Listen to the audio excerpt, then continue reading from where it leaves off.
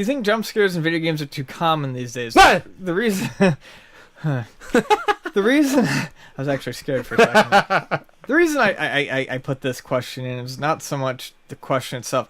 I don't, I guess. It's how horror games are going about what they're doing. For instance, let's just talk about Evil Within again. Not a particularly frightening game. Okay, it's a good game. It's not particularly frightening.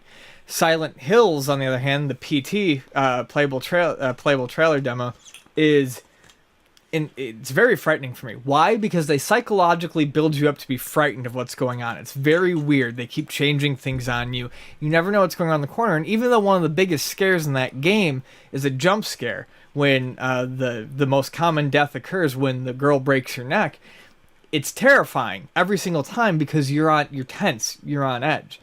What I think is overused and what's way too common in video games these days, in horror games, is gore. I'm not opposed to gore. I mean, it has its place, but there's nothing scary to me about someone getting their head chopped off in Evil Within when I die. It's just gore. No, we talked about it last week. Yeah, That's exactly. That's not horror. This isn't horror. That's gore. Right. It's totally different. I want psychological horror. I want suspense.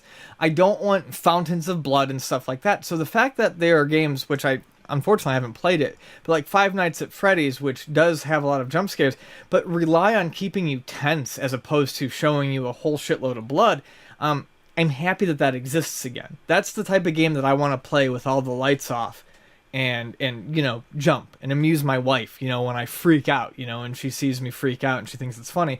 That to me is better than the alternative.